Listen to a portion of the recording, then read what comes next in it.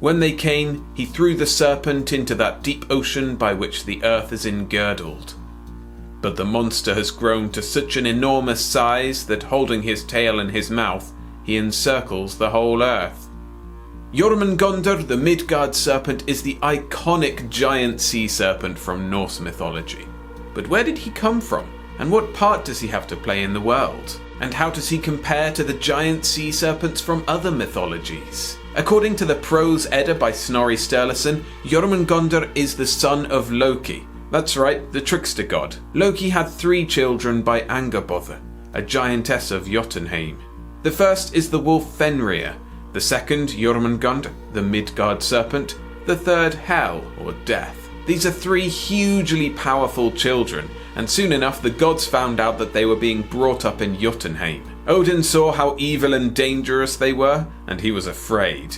He put Hel in charge of the underworld for the dead who are not slain in battle, and eventually he managed to bind Fenrir, although that's a story for another day. In Jormungandr's case, he threw the serpent into the sea, where it could grow so large that it could encircle the entire world with its tail in its mouth, an example of Ouroboros. The world in this case is Midgard, where mortal humans live. In Norse mythology, Midgard is surrounded by a huge ocean, and this is where Jormungandr lives and makes his circle.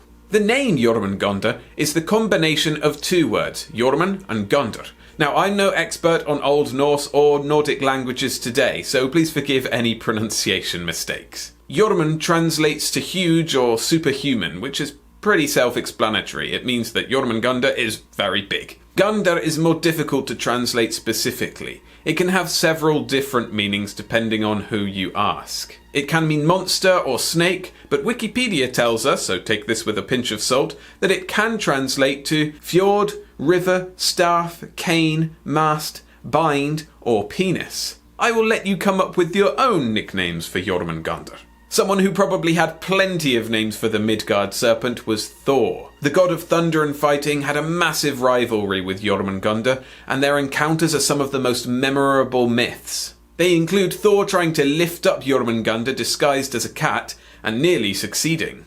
And there's the iconic fishing trip in which Thor baits the Midgard serpent into a fight. I tell those stories in another video, so if you're interested, check up there and down in the description for links. Anyway, the reason why Thor and Jormungandr hate each other so much is they are destined to fight at the most epic battle of them all, Ragnarok, when the gods fall.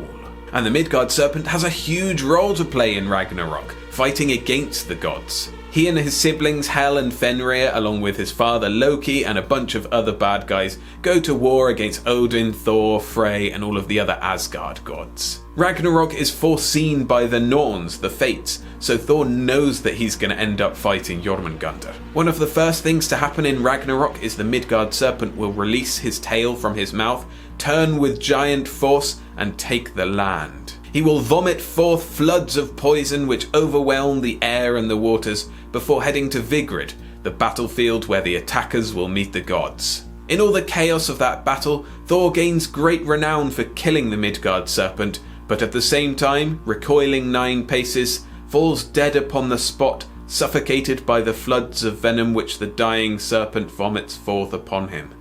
And so Jormungandr dies, taking out Thor with him.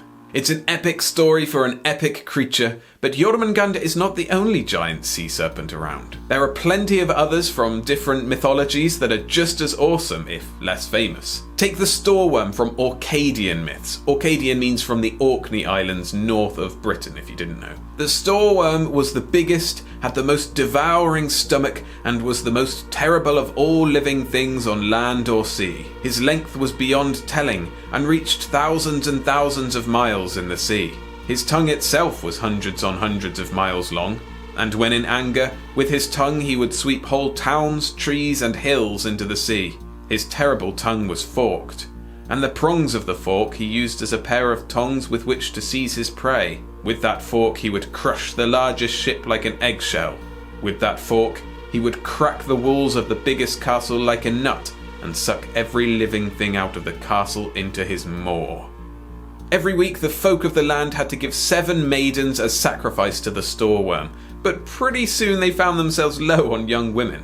The king begged someone to get rid of the Stoor worm, and in return they would have his daughter's hand in marriage. A man called Asipatl took on the challenge. He rode down the throat of the Stoor worm and set fire to its liver. The liver, full of oil, burned the Stoor worm alive, and as it thrashed and died, rumour has it, it reached up so high it might have even shifted the moon. Then its many teeth fell down into the sea to create the Orkney, the Shetlands and the Faroe Islands, before its body curled up north of that to create what we know today as Iceland. The liver is still burning even now, which explains why Iceland has so many volcanic eruptions. That's a pretty badass creature if you ask me. And the Stoor worm might have been inspired by Jormungandr, given the proximity of the Norse and Orcadian cultures. The same cannot be said about Unk Secula. From the ancient Lakota tribes of North America, Unk Secula is a giant evil serpent. She caused all sorts of trouble to the people of that land until she was finally killed by twin brothers shooting a medicine arrow into her weak spot where it pierced her heart. Moving to the Middle East, Hedamu is a giant sea serpent that terrorized the coast of Syria in Hurrian myth.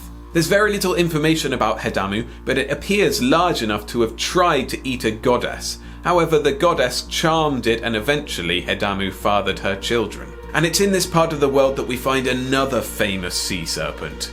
I'm talking about Leviathan. Originating as Lotan from Ugaritic tradition, it became Leviathan in the Hebrew Bible. According to Hebrew sources, Leviathan had written on its horns, "I am one of the meanest creatures that inhabit the sea.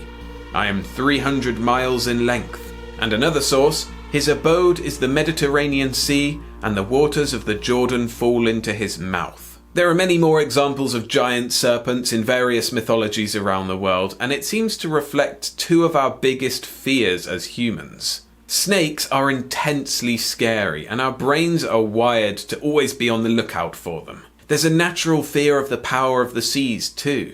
We're scared of the unpredictability of the stormy ocean, and even today venturing out in a ship.